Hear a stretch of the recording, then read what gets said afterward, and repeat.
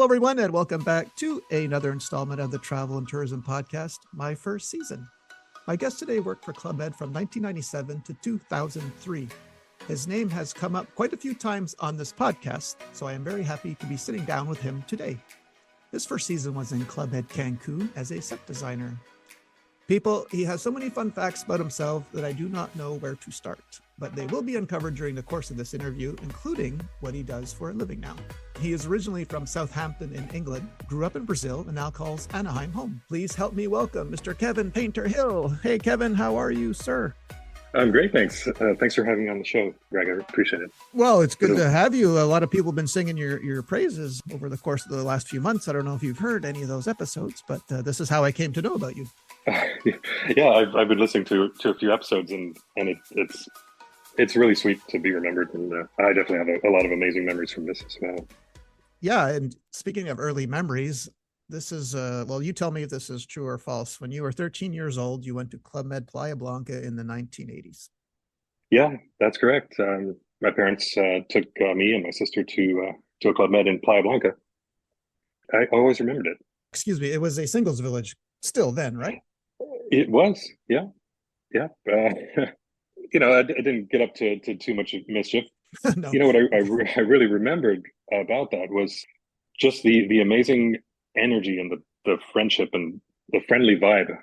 And as a teenager, sometimes that can be a rough time in your life. And going to that, I never forgot it because it was running around, sailing and scuba diving and doing all these amazing things. And I actually happened to meet a friend of mine that I went to school with who happened to be there too. And so we just ran around and had a great time.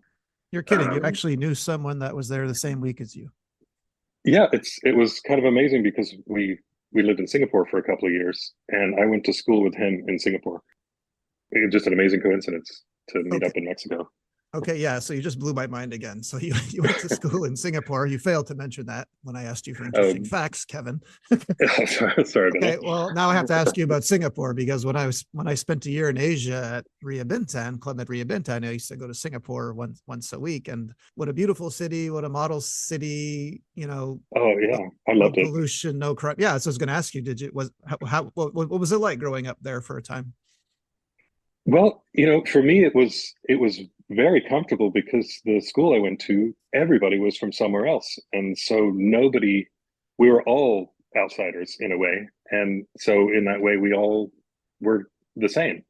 And I noticed that same trend in Club Med. I love that you work with 100 people and there's 30 nationalities represented. And so we're all the same there. And I've never fit in the way I fit in Club Med. Yeah, let's do a bit of backstory here because I'm sure the listeners are wondering how you're from Southampton. You grew up in Brazil, Singapore, Texas. So your dad was in ocean surveys, correct? Yeah, that's correct. We moved around a lot because we were always going to oil countries where his job was to find good spots to put oil rigs, basically. Now let's get back to Club Med because I called you by the nickname Painter in your intro. So is this true that it might have been Graham Maxwell that coined this nickname? I think so, because I remember doing my stage in Cancun, there were so many people with nicknames, and they were asking me, "Is there any nickname?" Somebody just said, "Well, you have a background in painting. How about Painter?" And literally, before I could sort of think about it for a minute, someone had brought me a name tag, and so it's like, okay, fine. It's kind of on the nose though, that nickname. Usually it really is. Usually the ones you have to think about, right? Like Lunchbox. Yeah. Why was he called Lunchbox? But it's a good thing you weren't a stapler then. I don't know. That's all I can say. But, exactly. Now you did your interview in Sandpiper. Is that true? I did. Yeah, I have a little bit of a story about how I wound up there. I went to school for fine arts, and after that, I moved to Virginia for a little bit to do what there wasn't a word for it back then, but I guess you could call it a startup, because it was the early days of the internet, and I was working with a few friends and a few acquaintances, and made some new friends through that, and we were trying to get funding. And we found an investor. Things looked great. We were doing a huge amount of work, and it was don't worry, you'll get paid at the end of it sort of situation. It wound up that the investor was actually a con man, and there was no money. And this, I was very young at the time, and I couldn't handle that sudden rug being pulled out from under me, and it was really, so I realized, okay, I've got to find something better to do. And I always remembered that Club Med gig, or not gig, but vacation. And I was looking through, I applied at a lot of different companies for some form of art career, but the one that gave me the goosebumps, I'm getting them right now on my arm, thinking about it, was the Club Med job, because I remembered what a happy place that was. And I was going through a lot of stress at that time. I was painting murals in restaurants and stuff like that, which was a very hit or miss kind of job. You never knew quite when the next one would come along. So I was not comfortable with the sort of uncertainty of that kind of career. But then I thought about Club Med. Well, I could go there and I could paint. And I really kind of laser focused on that. I thought, this is where I want to put all my energy. And I didn't have another mural job coming up. So I was literally like, well, I'm just going to shut off my electricity. And so I was, reading books by candlelight. And I finally had the phone interview, and what I applied for was silk painting instructor, where I would teach people to do batik, which is that wax resist dyeing of fabric. And so you could I think you could make your own perios, you could make your own silk scarves and stuff like that, and design them yourself. But they told me, well, that job has been discontinued, but we do need set designers. How's your set design experience? And I thought, well, I did a little bit of that in high school, did some tech theater. I said, sure. And so I ran out the next day, and I started researching set design and building flats and all that stuff. But I saved every penny to get that plane ticket to go to Florida and have my interview. And I brought my portfolio with me, and that worked out great. And literally they said, well, can you leave in a couple of weeks? And I said, yes, I can. And I sold or gave away everything I had and hopped on a plane. Plane was bound for Cancun. For Cancun. This is where your stage was being held with Kevin Batt, who's your chief of village. And you were here about a couple of months learning the job, right? Yeah, I think it was a longer than usual stage. It felt like I was there for longer than a couple of weeks. But Graham Maxwell was amazing. He was so professional and knowledgeable, and he also knew how to train someone with minimal experience in that particular area. So it was very welcoming, and I never forget that. Did you like your time at Cancun? I did. It was radically different. I've always been shy and introverted, and I'm like, I don't know if I can get up there and do crazy signs. That's out of my comfort zone. But I got there eventually, and wound up being in a few shows as well later on. Well, yeah, let's talk about the later on. Even though, yes, your first season was for a stage, but you were also part of a very, very special season with the first season of Hammer, which was in Sonora Bay 98. And of course, a few months ago, we had his episode on where he talked uniquely about that village. But now we get to hear what it was like from you. You're the one that painted the mural in the nightclub of the GOs, right? So I've seen the photos. How did you get this idea to do this? Well, I had come from painting murals, and I had such a imposter syndrome, that we all go through it, I think, at some point. But that was my first season, and I was a very tightly wound dude at the time. And I thought, I want to do something to prove I'm worthy of this. I thought, well, and I can be very literal sometimes. So we're in the nightclub, and I'm looking at because Hammer was saying, well, we need to spruce this up a little bit in some way, I think.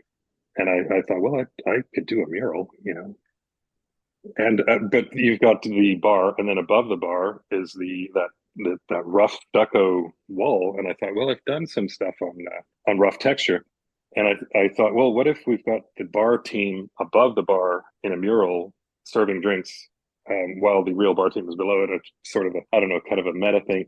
But it started with that. I just thought, well, I'll just do a few geos up there, and people kept coming up to me saying, hey, can I be in this? And I was overwhelmed because everybody wanted to be in the mural. And I still, anyone who's listening to this who didn't get on the mural, I'm sorry, there's just a limited amount of time in a season. And, I wasn't able to paint everybody. I would have if I could. But I think I also didn't quite get the sort of temporary nature of your assignments. You're there for 6 months or a year. It was fun to do that, and it was really sweet how people liked it, and unforgettable moment. I remember I would paint during the day, and if anyone remembers, the disco was on the beach. I remember I'd take a break and I'd just step outside, and I would see windsurfers just flying out and back and out and back. And I remember it was Stinky and Speedy and Mike Lemire from Waterski, and I was like, "Wow, that is amazing! I have to learn how to do that." And I did that season, and I absolutely fell in love with windsurfing because of that experience. I remember Salvador was my instructor, and I remember him yelling from the beach, "Hey, turn your feet a little bit more, angle," just yelling these commands as to how to ride a windsurf board. But that became a lifelong passion, and I still do it as much as I can. Are you saying that season in Sonora Bay, you got up to like a harness, 2 feet in the straps? Is that what you? I got to harness and maybe 1 foot in the strap. Actually, Okay. yeah, one foot, back foot in the strap and the harness. That's pretty good though for first time anyway. Yeah, but I was out there every moment I had a chance. When you weren't painting, right? Yes, exactly. Okay. So just excuse me, Kevin, let me ask you a question about so for example, the red with a mural of Red drinking the beer. How long did it take in terms of hours or days does it take to paint like a red? Like just give me an idea. Well, typically I would do one person per session, and so if I could get in 2 or 3 hours, I could get it pretty close. I might paint a few people and then look back and like, oh wow, that really needs a little bit of work, and I'll go back over and touch it up or whatever. But I wanted this very almost close encounters, super bright light from above with a dark background on people.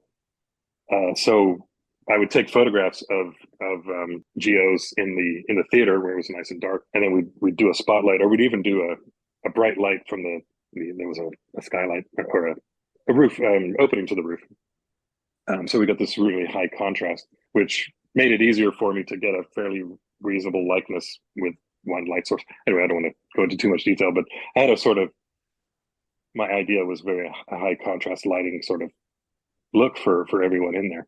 You were part of Hammer's plan, so you were one of the first season geos that he requested. So as you recall from his episode, he said he's probably one of the only chiefs of village to say, "Send me all the first seasons you got." So did you know this was part of his plan when you got there? I don't think I knew at the time how many of us were having our first season, but it was amazing. And in your earlier podcast, he talked about that first night where we're not going to be at 100% opening the village because we still have a lot more work to do, but we had that big bonding party right before where we really all sort of gelled together, and it was just a fantastic environment. And the thing that I always loved about Hammer was he made you feel like a star, and he made you want to live up to that, and it feels like all the stars were aligned for us for that season, where we had some difficulties here and there, but it was just amazing. When you've got so many things that work well together, it was just brilliant. Well, speaking of working well together, I guess you did, because I see that I'm guessing he asked you to go with him to Copper Mountain in '99. He did. Yeah. Went to Copper Mountain. That was a lot of fun. It was very different, obviously, coming from a completely different climate. Learning to snowboard was a lot of fun. That's good. No, so you learned to windsurf in Sonora. Now you learn to snowboard here. So did you find that carving on snow is not as easy or fluid as it is on water? Yeah, it's pretty different, and falling hurts quite a bit more. Yeah, when you that's right. Yeah. Yeah. But we did Tommy, the rock opera by the Who. Actually, when I did my stage, I did that in Cancun with Graham, because that was his vision. And then he came over to Sonora Bay, and we put it on again.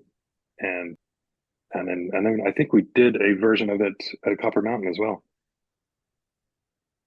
that was so much fun. I had this leather motorcycle jacket.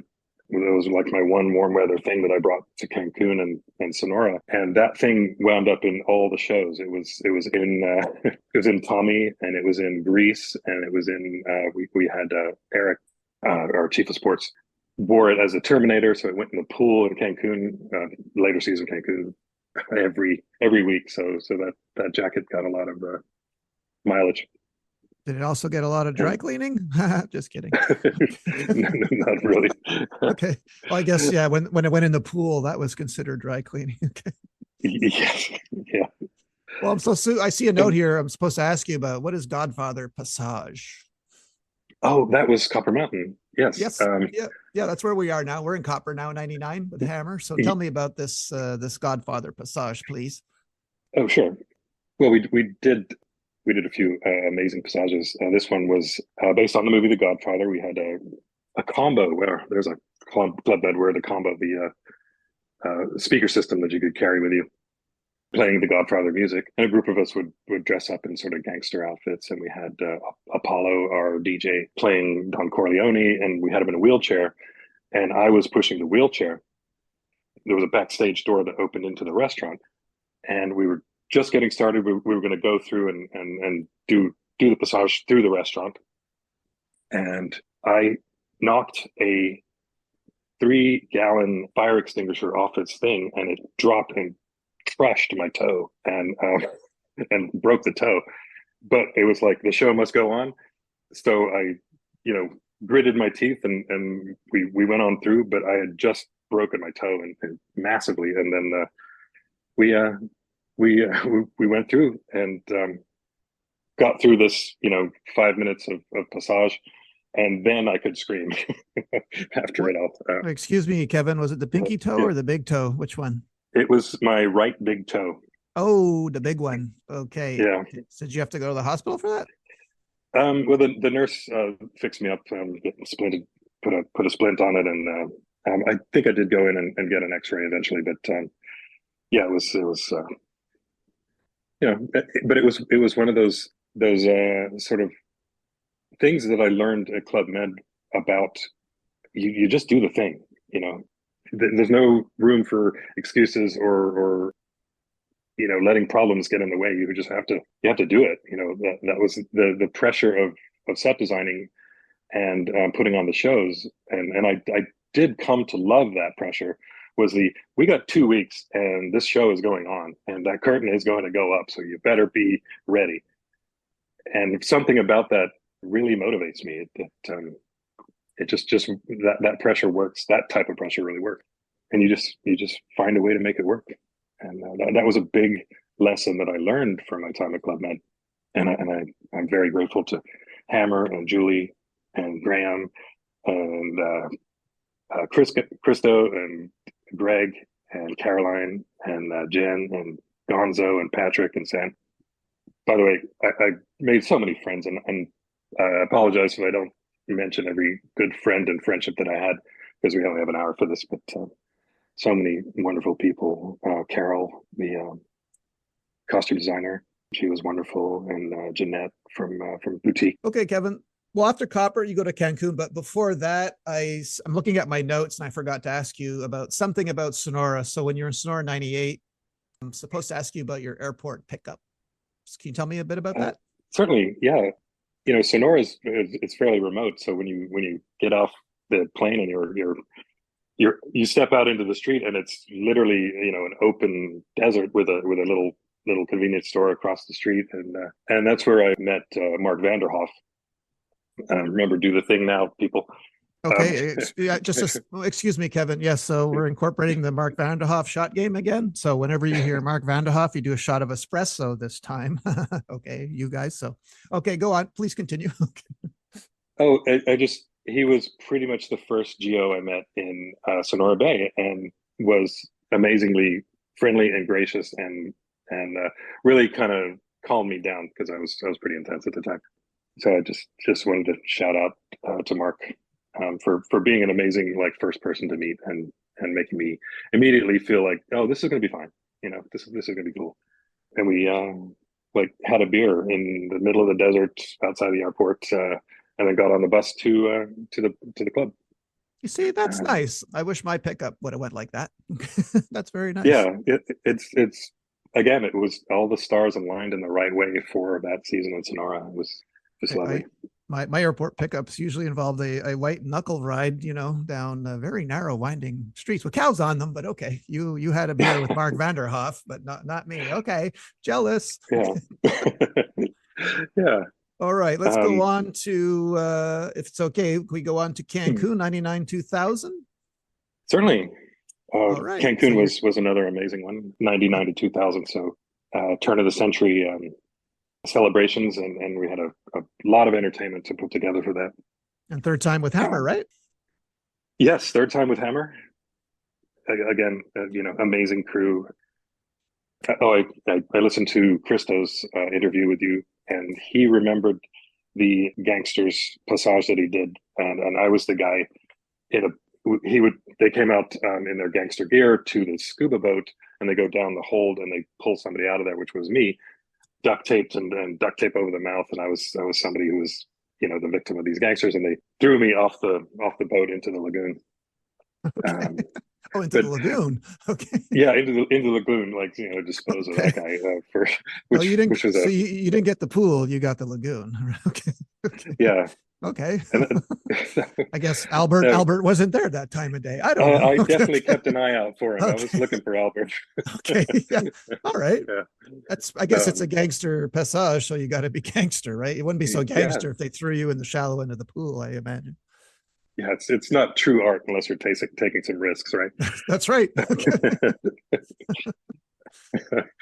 But Christo was great because he was an amazing animator and had an amazing ability with comedy. But he would pull me out of my shell. He's like, "Hey, we're going to do this thing. I need you to do this." I'm like, "Oh, okay." There was one morning he would come in with his new idea, and he's like, "Hey, Peter, I need you to build me a space shuttle because I'm going to be a cosmonaut in the swimming pool." And like I landed, and I'm like, "You want me to make like a re-entry module? We'll have that by lunch." Yeah. Get right on that. Yeah. Okay. Yeah. I'm gonna need some chicken wire and some and I don't know what. I mean, did you actually do this, or did you have to explain to him? We put something together. It was probably a cardboard box with the word NASA painted on the side of it. Okay. That's what we wanted to put. There you But go. that was so much fun. Very B movie, low budget. Not a lot of room for effects, right? Okay. Yeah. Okay. We did a big Halloween show that Fright Night we called it, and it was my favorite set because it was painted castle. It was a bunch of flats, but they all came together to make the stage into a weird Gothic castle with like skulls across the archway at the top, and I think I had a dragon which we stuck the smoke machine behind, and to make some smoke, and statues with glowing eyes and stuff like that. It was that was so much fun, and that was one where I got to be. I did the Vincent Price rap in Thriller as a vampire, which was Okay. was a lot of fun. I like that show, Halloween. It was one of my favorites, I'd say. Yeah, that was really fun. I want to get into this story before I forget to ask you, because in addition to being, a very, very good artist, and you mentioned a little bit of an internet startup, but you were pretty good with computers when you were growing up, right? Oh, right. Yes. Yeah, I was fascinated by computers, and I bought a lot of books on. Basically, I loved the idea of a video game where you could create these worlds and you could walk around in them. And so I learned a lot about that stuff. But I remember in Cancun one morning it must have been 4:30, 5 o'clock in the morning. I get a call from reception, and most of us that partied hadn't. We'd gone to bed about 3 hours before that, and I probably wasn't feeling my best at that time. Anyway, I got a call from reception because people had heard that I know a thing or two about computers, and it was a guest who wanted help getting her laptop online so she could check her email. And I was like, "Oh, okay, well, I'll do my best." And I went over to a room, and we did the thing on the laptop to get it working. But she was rather a notorious guest. Everyone had heard of her by a couple of days, and it seemed like nothing could ever be right. And as much as we tried, but I remember a couple of geos, and I had a word with her about really just try to be in the moment and live your life now, and don't worry about the small details and the minor troubles. And the cool thing was that, like, later on, I was having lunch at the Palapa, and I saw her out there learning to windsurf with a board and a sail, just pulling it up with this big smile on her face. And I'm like, yes, yes, we turned this one around. That was just a nice memory that I have of being able to make a difference. And Hammer always talked about, you take care of the guests and everything's going to be fine. Other things can go wrong, but take care of the guests and you're doing well. And what is this sunglasses story? Is this part of it, or is it a different one? Oh yeah, I lost my sunglasses at some point, as happens, and the our costume designer Lisa had the sunglass box which we use for shows, and I just said, hey, can I just grab a pair out of there? And I need sunglasses, and I found this very sturdy, nice pair of sunglasses, and I thought, okay, these will work. They're cool. Later on, I'm at the bar, and Scott Smith of water ski fame just goes, hey man, that's a really nice pair of custom $350 Revo sunglasses, limited edition. And he knew all the details about it. I'm like, oh really? And so all of a sudden those sunglasses became much more valuable to me. And I was like, whoa, because I wouldn't spend, at that time, I wouldn't spend that kind of money on a pair of sunglasses. So they were my favorites. I had those for years. Later, after Cancun, I went to El Paso for a little while, and I realized I needed to go back to Club Med. So I wound up back at Club Med in Paradise Island with Angie, amazing chief of village. Oh wait, excuse me, Kevin. Didn't you do Copper Mountain with Angie before? And that's right. Yes, I went back.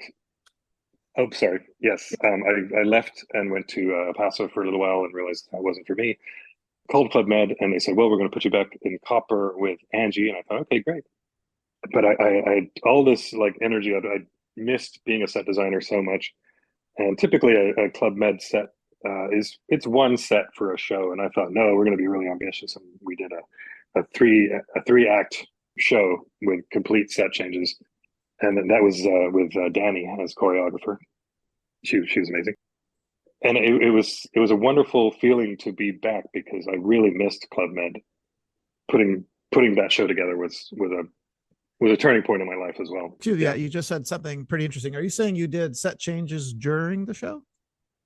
Yes. Yeah, I set it up so we had a sort of a Lord of the Rings forest with these giant rune stones with a magical sigil in it that our heroes, which were Danny and Robel, played kind of Indiana Jones and Tomb Raider type characters, and they use the magic device or artifact that they find on the stone to activate something. And then the later scene was sort of a Middle Eastern tavern sort of situation with dancers and that sort of thing, with a very classic Middle Eastern arches. And then the final act was all ancient Egyptian, when we had a pharaoh and a sort of a pyramid and some obelisks. And I kind of went berserk with that one, and I was very proud of it. Excuse me, Kevin, let's just say the show here so people that were there will remember. It was called Quest. Is that right? It was called Quest. Yeah, was this, excuse me, was this made uniquely for Copper Mountain, or a lot of, because I was in Asia at this time, so were a lot of other villages in the North American zone doing Quest, or is it unique to Copper? It was unique. It was completely bespoke. We built it from the ground up. But like literally the first day I arrived on the village, I'm like, where's our choreographer? And so Danny and I had lunch, and we're like, I got this idea for a show.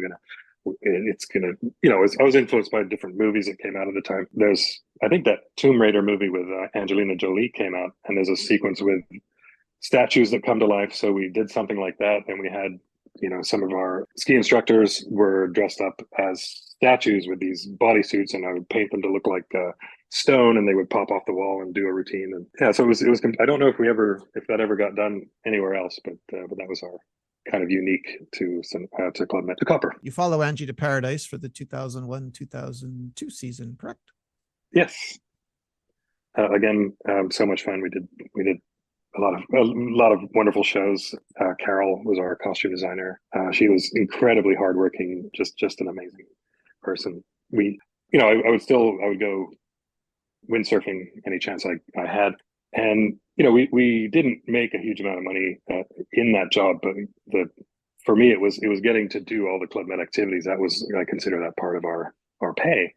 And when I would have a good day windsurfing, I would come back and say, I got paid today. That was the way I looked at it. It was like, this was my understanding of it. But I was out there sailing, and I wiped out and lost my sunglasses, and they dropped off. And I even had the safety strap, but those sunglasses that I loved went in the water. And I thought, oh no. So I did just a sort of a dead reckoning, looking at landmarks. There's the sailing check, there's the Atlantis, and there, to try to figure out where this is, because I am coming back to get my sunglasses. Are you serious? Are you serious? Yes. Okay. Yes, I was serious. And it's interesting. Christo had a similar story with the lagoon and Albert. But yeah, I was determined. It's like, I have this new quest of all.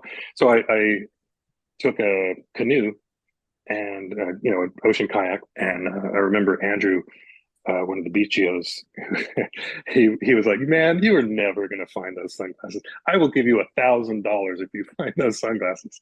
I thought, okay, well, I'm even more motivated now. So I rushed down to 2 months pay. Okay. Yeah, I rushed down to the costume designer, Carol, and I said, I need some ribbon.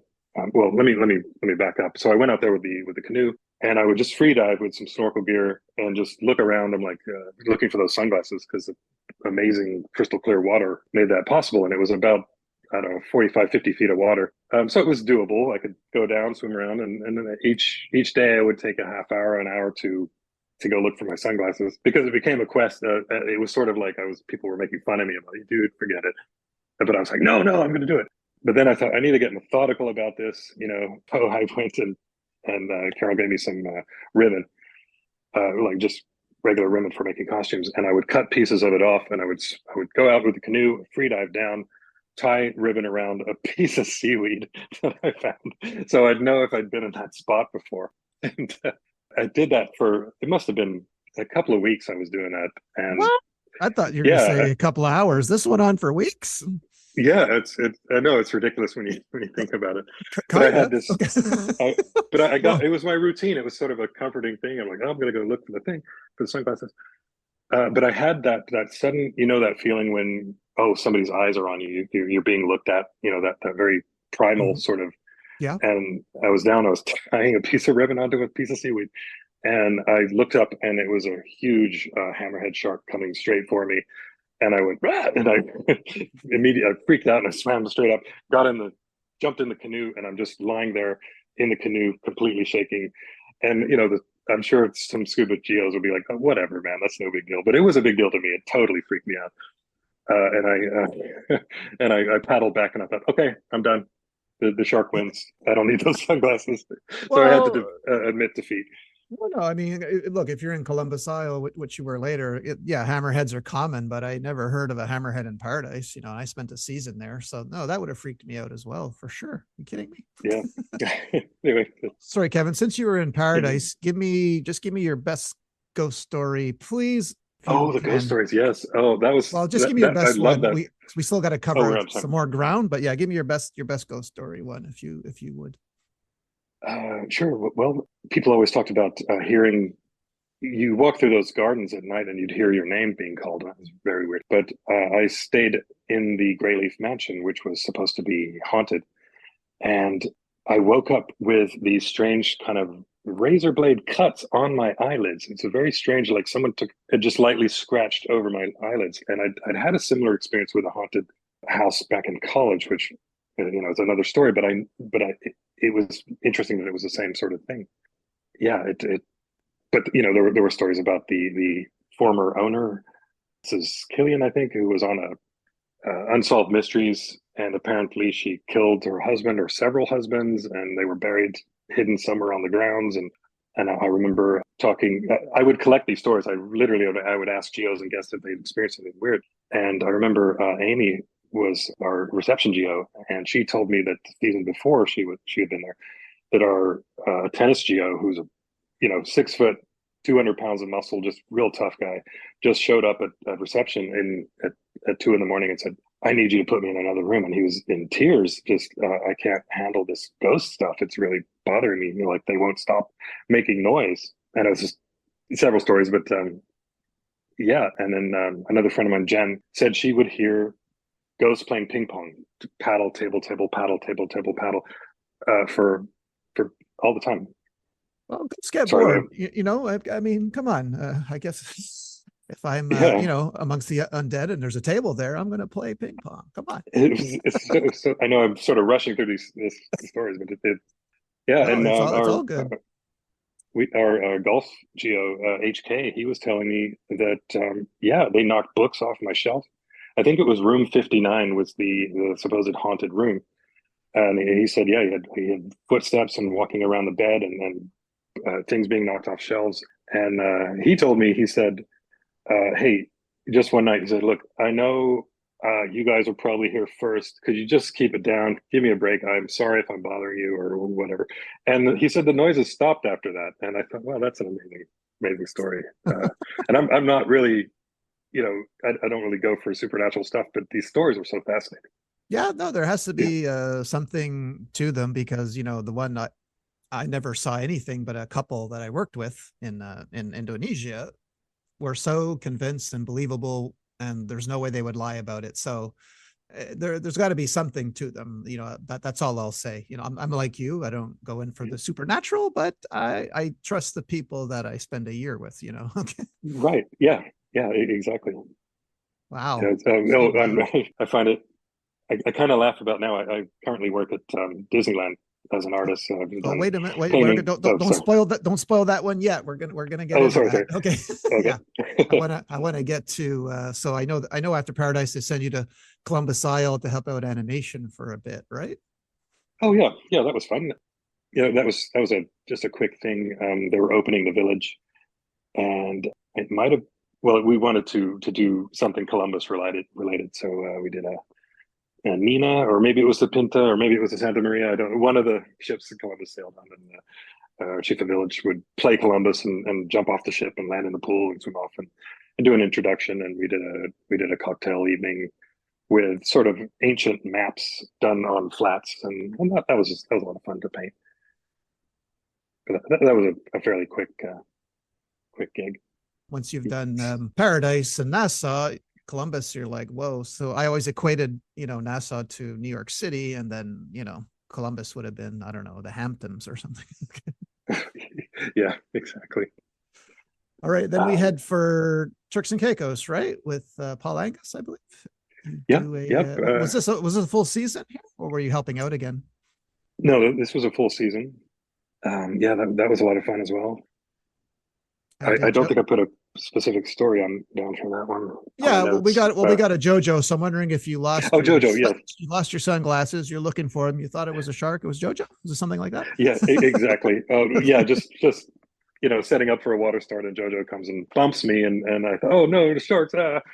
And realized later that it was Jojo, and I thought he was sort of a legend, but I'm like, nope, there, I got to see Jojo, which was Oh, so you saw him very under cool. under the water, or you were windsurfing No, at the no, time? he just came and bumped me, but once I got up on the board, I could see, oh, it's a dolphin. Oh, it's Yeah. Jojo. Oh You know, yeah, he liked to yeah, dump people. That's for sure. Like yeah, especially beginners. yeah. That darn I hear JoJo. he's He's still Yeah, there, I huh? hear he's still out there. Yeah, Incredible, right? yeah, just amazing. That mammal's gonna outlive us all, Kevin. I tell you. Yeah, I hope so. He's a good dolphin. Yeah. And then I Yeah, see you go back to Paradise with Hendel because there's a big Renault conference. So this is where you and I just keep missing each other because with the Angie yeah. and the Hendel, I think we just miss each other by days, I think, because I do I, remember leaving just before this Renault conference. I think you're right, and I had definitely heard of you before. So I don't know. It's just sort of a strange thing. But the Renault thing was really interesting because the village was rented out for 3 months by the French car company, and it was a big sort of a prize for their employees.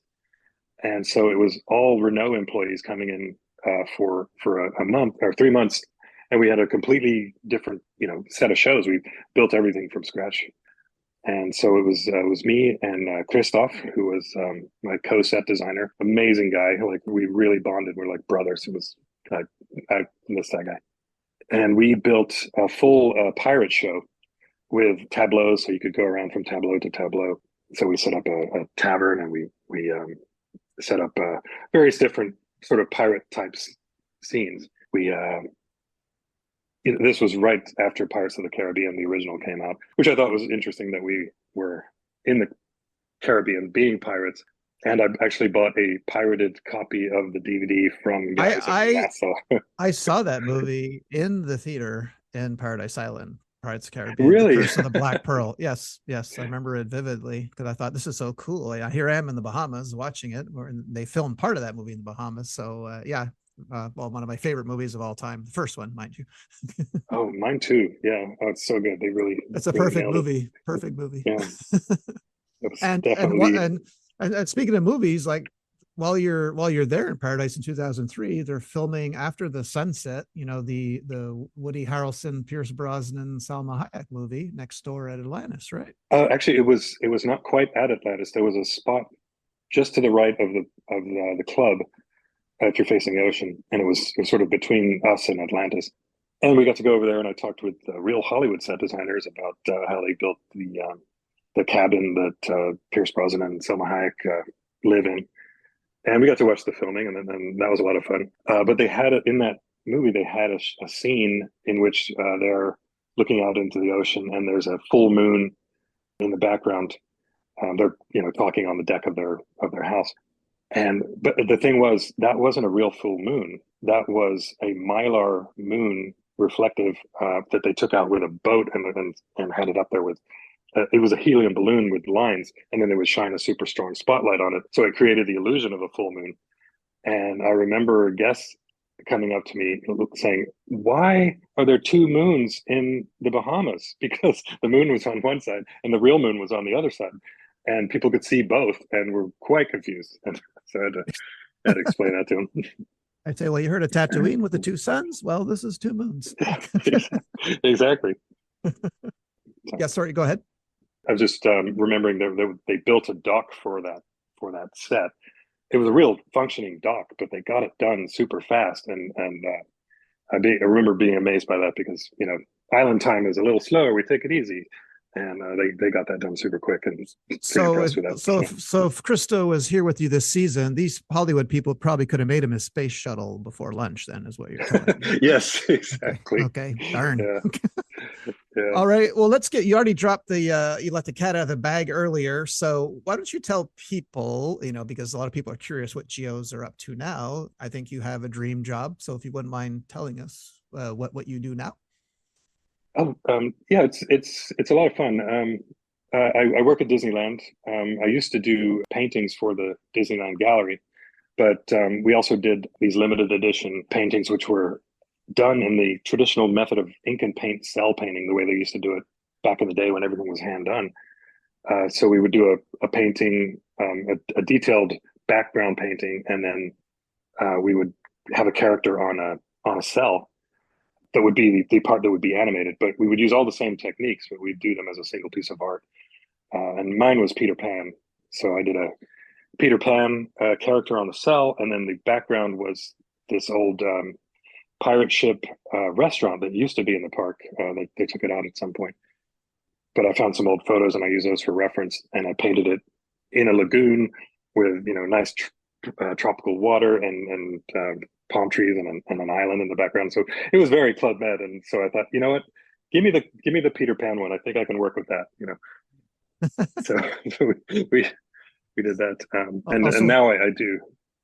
no, go. I said it also describes my complex because the people always say, Greg, you have a Peter Pan complex. So it's Right, yeah, I guess it's geos. I guess it's geos we do, right?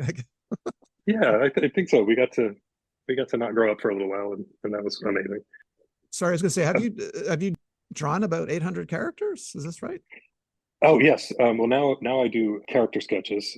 So I draw all the various characters from the different movies, and I interact with the guests. And one of my favorite things is being able to inspire, especially when I get kids that are like, "Oh, I want to draw. I want to learn how to draw," and I might be interested in a career in art, and I like that I get to be a bit of a mentor because I didn't really know. I knew I loved drawing and painting, but I didn't really understand what a career in that looked like, and I figured it out on my own. and I've done a lot of different art careers over the years. And you know, I tell people it all helps. It will be useful to you. And whatever, if you're an artist getting into any type of art job, take it, try it out, and whatever you learn from it will be something that you can use later. Really, really important. So I do these character sketches, and one of the things that I find a little ironic about working at Disneyland is that there are some sort of simulations of things I actually did in Club Med, like Pirates of the Caribbean, the ride. It's like, yeah, I did that. And, you know, I stayed in a real haunted mansion in Paradise Island and did a real jungle cruise in Cancun. And I thought, you know, it's funny, like, is there some sort of pattern to all this that I'm not aware of? Do you have a favorite Disney character that you draw? I'd say my favorite at the moment is Rapunzel because I like drawing all that hair and all the highlights, and you get a real flow with it. It's a very organic kind of character to draw. Okay. And you've also taught Photoshop, 3D graphics, motion graphics, like you do it all, right? Yes, yeah. Well, I worked in the video game industry for a while on a few titles you probably heard of, but that was years ago. But I went on to teach 3D graphics and animation and motion graphics and a lot of Photoshop. And I still do a lot of digital stuff now. I'm finishing up my graphic novel, which will be done by the time this airs, I'm sure. I'm going to do my first WonderCon, which is, you know, it's an offshoot of Comic-Con. Yes, And I'll be you attended that. Yeah, you attended that, and this would have been your first con, right? I mean, that yes, this is my first one. Work. Have you ever gone to one as a guest? Oh yeah, absolutely. I love all things geeky and nerdy, you know, and I enjoyed talking with you about comic books and stuff like that because I understand you're a collector as well. Oh yeah, we would have been like we would have got along like a house on fire if we ever did a season together. Once I found out, yeah, you know, your interest, because I did meet the odd nerd like me in Club Med. It was hard to find them, but you know, yeah, I could usually smell them out, you know. Exactly. If they, I'd always ask my question: what would you rather have, $1 million or a working lightsaber? And then that's how I would find the nerd, you know, because the nerd always question. would always take the lightsaber. And I went, Yep. he's one of me, or she's one of me. I like that. That's a great question. Sure, weeds them out. Yeah, absolutely. Okay, Kevin, I want to backtrack a little bit here because for some reason I glossed over this fact that you were in Cancun for Y2K, and I always ask a Y2K question. And being a computer guy, well, what were your thoughts around Y2K when you were in Cancun? Well, I had had a conversation with a friend, you know, back in the real world in the States about that, and she was very concerned about it, and said you need to get people ready because they don't know what's coming. It's going to be terrible. So I remember talking to Hammer about it, saying, you know, it's going to be Mad Max. You know, it's going to be this incredible apocalypse, and and Hammer wasn't quite taking me seriously, and I was like, okay. But I remember as the countdown is happening, I'm, you know, my head's on a swivel looking for any trouble. You know, obviously it turned out fine, and you know everything is so. Head on the swivel. Okay, you took it to the extreme. I was kind of like that, but no, you just took it next level. Okay. Yeah. I was more going around guests going, you're flying out tomorrow. Are you sure you're okay? I was that guy, but okay. Okay. So you from the countdown were already like ready for it, right? Okay. You know, I don't know what I was going to do about it, whatever. Okay. But, I'm the set designer. Gosh darn it. Everyone behind me. Right. Okay. Yeah. I remember Hammer being, dude, it's going to be fine. Which it was. The hammers of the world were right. And you and I were just wrong. And, you know, that's it. Yeah. Yep. Well, I understand your dad also came to visit you here, right? This season? Yep. And I had, you know, I didn't do many of the shows because I was usually behind the scenes. But this particular night, Julie said, hey, we are doing the Robert Palmer bit where she will dress up as Robert Palmer in the suit. And it's from this old music video. And all of us animation guys will be in drag in the background playing the instruments and doing that very kind of stiff robot dance that the girls do in the video. I'm like, well, I guess I'm overdue for a drag number.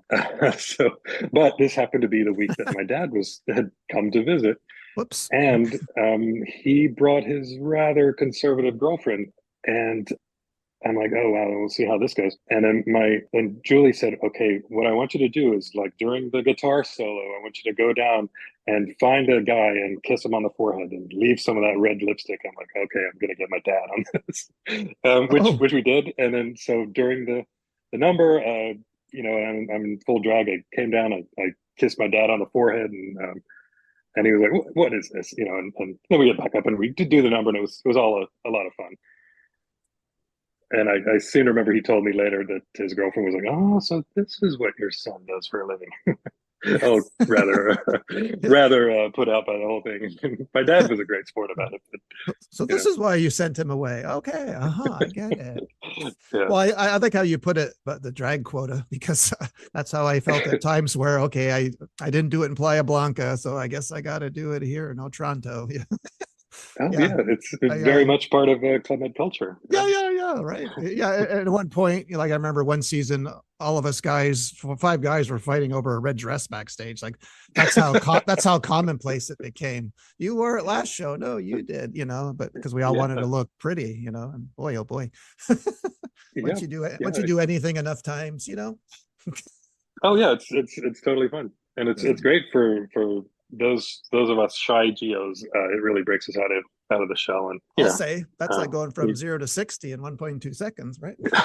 exactly. If Yeah, you're shy, here, put on this dress. You won't be shy anymore. it really is good for you.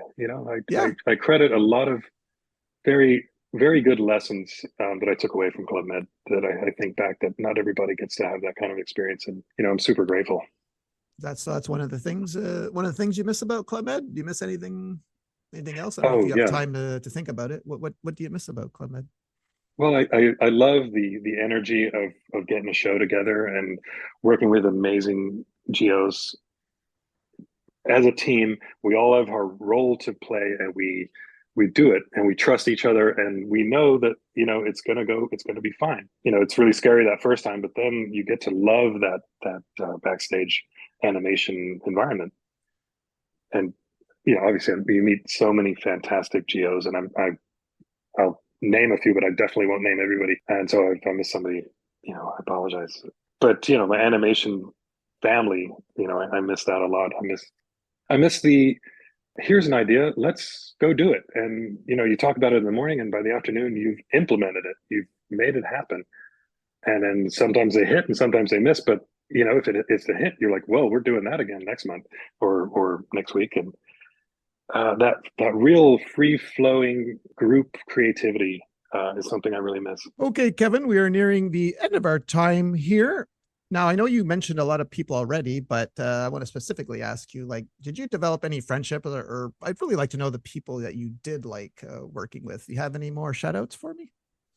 Oh yeah, I mean, I like pretty much everyone I worked with. It's just a certain personality that comes with the job, I think. But I remember Paula Fishman, who is a brilliant photographer. She started out in bar. She and I coincidentally seemed to work almost every season I worked. I worked with Paula, which was really nice because you make these friendships, but also when you're going to a new club, you have a new season. It's always nice to see a friendly or familiar face to sort of help you, acclimatize to the new surroundings. And Paula just always seemed to be there, and she's an amazing person. I think we've had mentioned on the podcast before, Stinky and Chantal.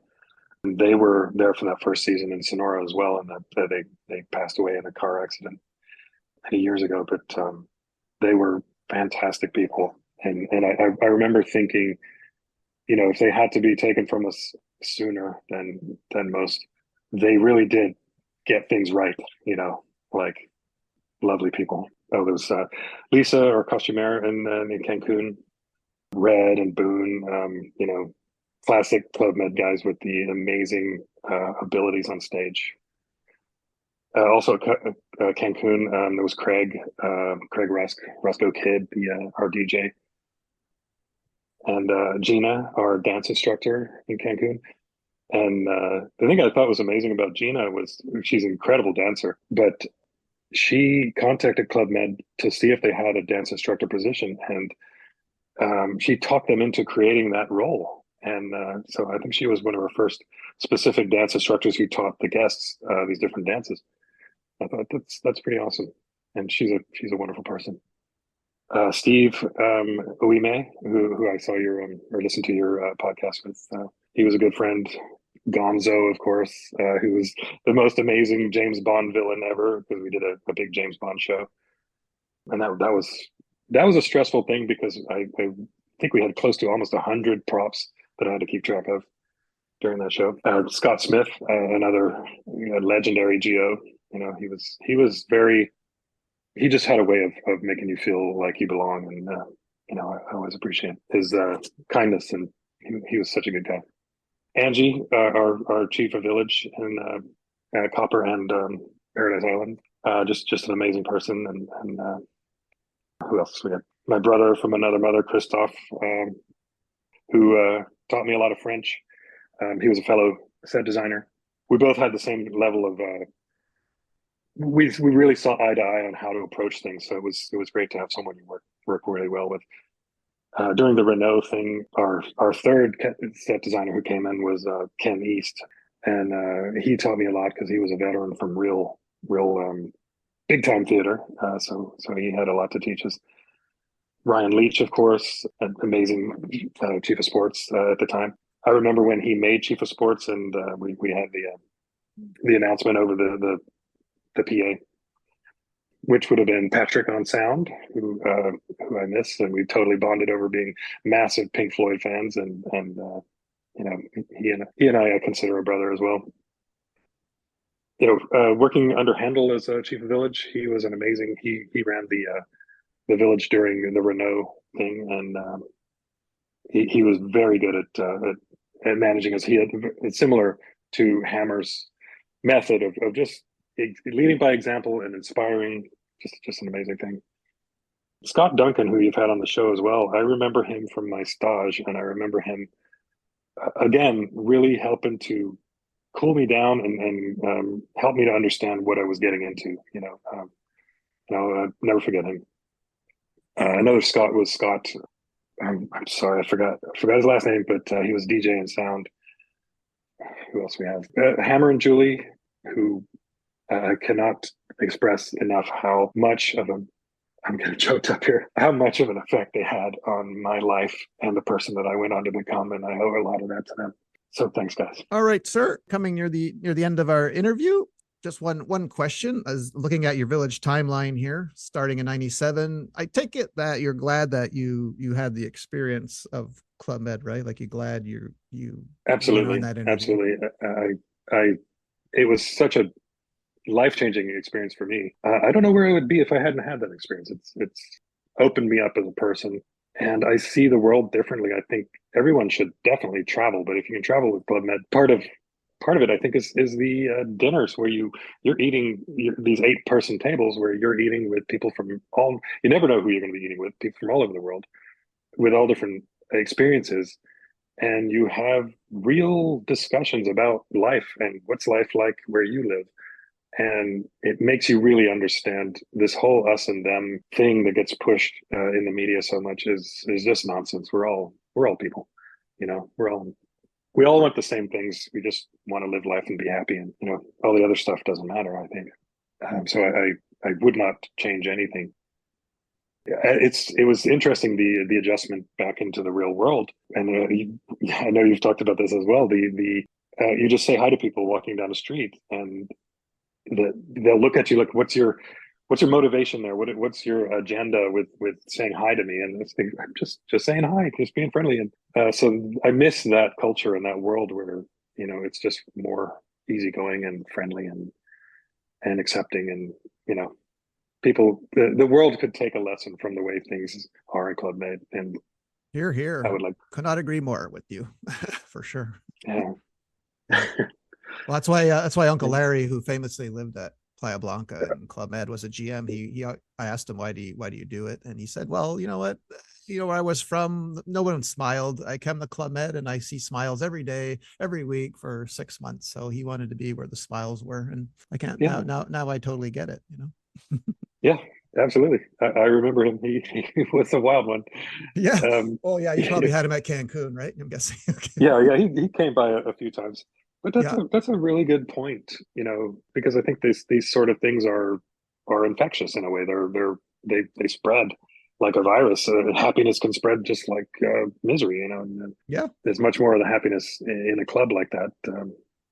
And we learn to be that way when we're around more of it, and it spreads and grows. Anyway, So what you're saying is you and I should go to the next reunion. I think if I'm hearing you clearly, Kevin, you and I should be there, I would right? love to go to the next reunion. I've unfortunately already got booked some travel plans at the same time, so I'm not able to Well, do it this time around. But I'll yeah, definitely get the next one. yeah, they keep popping up. I'm sure we'll see each other there because, like I said, we kept missing each other. So maybe we'll finally get to meet in a reunion in person. Yeah, I like that. I think we would totally have been good friends. Well, it Yeah, was so, and so good to finally meet the man, the myth, the legend, Kevin. So I really want to thank you for sharing your story with us here today. This oh, is thank you. awesome. It's an honor. No, I'm glad I finally got you on. I'm glad you said yes to this because I'm always worried, when I ask a guest, especially someone whose name keeps coming up. Usually they say no. So I thank you for saying yes. Believe me, it makes all the difference. Yeah, it's fun to share these stories. Some of them I haven't shared in a long time, and you're when you come back to the real world, not everybody's interested in hearing this. One time at Club Med, this happened. So it's nice to to Yeah. Oh, share. we always are Yeah, here. Okay. yeah, yeah. Well, Well, thank you so much. oh no, thank you. Thank you, sir. Well, everyone, that was the amazing one and only, the man, the myth, the legend, Kevin Painter Hill. And I'll let you take us out, Kevin. I'll let you say goodbye to everyone. Okay. Well, have a good evening, day, whatever time it is in your part of the world. Thanks again for having me. Take care. All right, everyone. Do what he says. Take care. We'll see y'all next week. Bye.